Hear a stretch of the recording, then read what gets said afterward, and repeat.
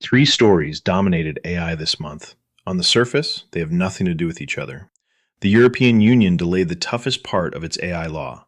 Autonomous AI agents started failing in public, expensively, and profitable companies laid off tens of thousands of people to fund their AI buildout. Three different headlines in three different sections of the news. I want to show you something. They are the same story. Every one of them is what happens when organizations deploy AI faster than they govern it. The regulation, the failures, the layoffs, three symptoms of one condition. And the leaders who see that this month will be in a very different position in 18 months than the ones who read these as separate events.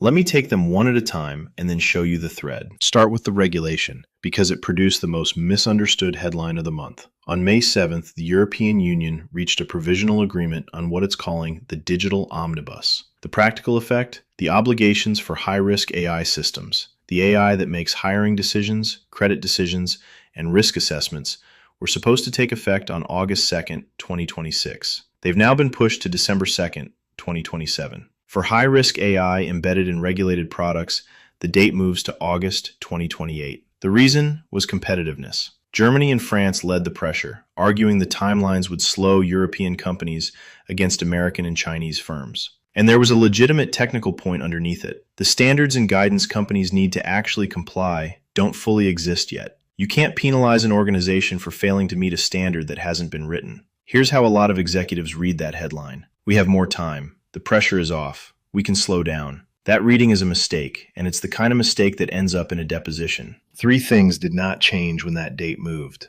First, the prohibited practice rules, the outright bans, have been enforced since February 2025. Those are live right now. Second, the penalties didn't move, up to 35 million euros, or 7% of global turnover for the most serious violations. Third, and most important, the delay changed the compliance deadline. It did not change your liability. Because here's what most leaders miss. Your AI doesn't become a legal risk on the day a regulation takes effect. It's a legal risk the moment it starts making consequential decisions about real people. Existing law, consumer protection, anti-discrimination, contract, negligence already applies to what your AI does. The AI Act was going to add a specific compliance regime on top of that. The delay postpones the regime. It does nothing about the decisions your AI is making today. So the leaders treating this as breathing room have it exactly backwards. The smart move when a deadline slips is not to slow down. It's to use the unpriced time to build the governance structure you are going to need anyway,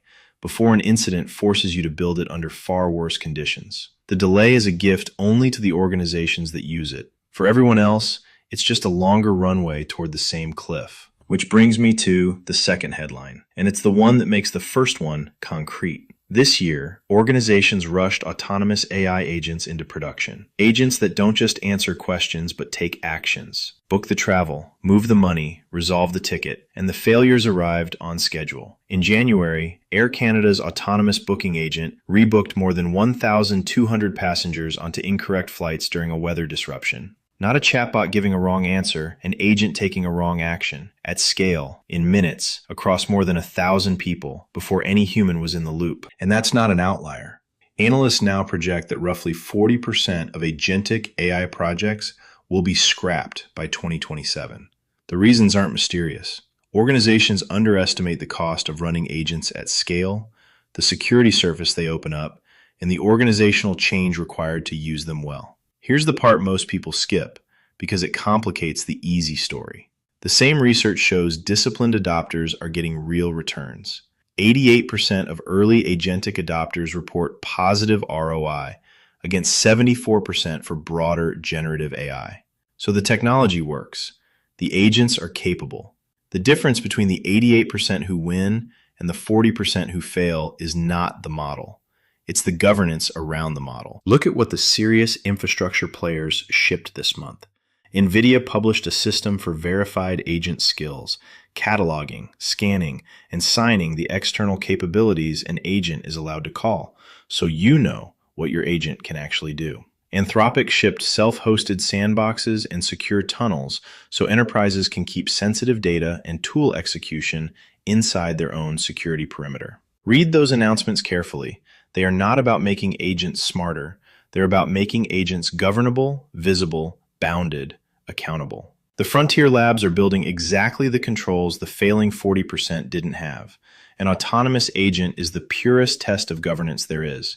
A chatbot that's wrong embarrasses you. An agent that's wrong acts on it. When you give a system authority to take action on your behalf, the question is no longer, is it accurate? The question is, what is it allowed to do? Who is accountable when it does it? And how fast can we see and stop it when it goes wrong? That is not an engineering question. It's a governance question. And the organizations treating it as an engineering question are supplying next year's failure statistics. The third headline is the human one, and it's the most uncomfortable. The layoffs accelerated this month. More than 140,000 tech jobs cut in 2026 so far. Meta announced roughly 8,000. Intuit around 3,000, about 17% of its workforce. Accenture at least 11,000. And the detail that matters most, these are not struggling companies. They're profitable firms cutting staff to redirect capital toward a collective AI infrastructure buildout measured in the hundreds of billions of dollars. This is restructuring around AI, not retreating from a downturn. I'm not going to tell you those cuts are all wrong. Some of that work genuinely is being automated, and pretending otherwise helps no one. But I want to flag a governance risk hiding inside the layoff wave that almost no one is pricing in. When you cut the humans, you often cut the people who were the accountability layer over your AI. The experienced reviewer who caught the bad output. The manager who knew when the model's recommendation didn't smell right. The compliance veteran who'd seen this failure mode before. Organizations are removing exactly the human judgment that catches the agent failures from the last segment, at the exact moment they're deploying more agents. They're widening the governance gap from both sides at once. More autonomous decisions, fewer humans watching them. That's the connection between the layoffs and the failures, and it's the thing leadership teams aren't saying out loud. The roles most exposed to automation, the routine production work, are often the training ground where your future senior judgment comes from. Automate the bottom of the pipeline, and in 5 years, you don't have the experienced people at the top who know when to override the machine. You'll have optimized your headcount and quietly dismantled your own oversight capacity. So the leadership question in the layoff wave is not, how many people can AI replace? It's, which human judgment is load-bearing for the AI we're deploying, and are we protecting it or cutting it to hit a number? The leaders who can answer that are restructuring deliberately. The ones who can't will find out, the expensive way, that they cut the only people standing between an autonomous system and a headline. Now step back and look at the three together. The regulation got delayed, so the external pressure to govern eased. The agents started failing, so the need to govern spiked. And the humans who did the governing got laid off, so the internal capacity to govern shrank. External pressure down, need up, capacity down.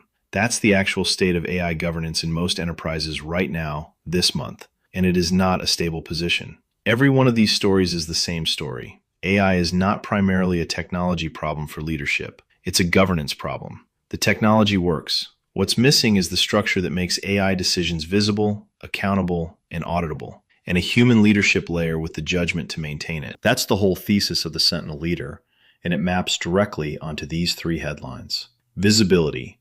You need to know what your AI is actually deciding at the transaction level, not in aggregate. That's what would have caught the Air Canada agent before it touched 1,000 passengers. Accountability. Every AI system needs a named human who owns its outputs. That's the judgment layer you protect instead of laying off. And governance tempo. A review cadence that keeps what the AI does aligned with what you authorized, whether or not a regulator is forcing you to this quarter. The leaders who build that don't need the EU to set their deadline. They don't get blindsided by their own agents, and they know which humans are load-bearing before they ever open a restructuring plan. They've earned the right to trust their AI because they built the structure that makes that trust defensible in front of a regulator, a board, or a judge. The deadline moved. The failures are public. The cuts are real. None of it changes the work. The work is governance, and it starts now. If this is the work in front of you, the full playbook is the Sentinel Leader, the executive's guide to governing the AI that's already governing your business. It's where the visibility, accountability, and governance tempo structure I just described gets built out in detail. The sampling regimes, the accountability maps, the review cadences. 3 headlines this month. 1, leadership problem. The organizations that see it as one problem are the ones who'll still be standing when the others become the case studies.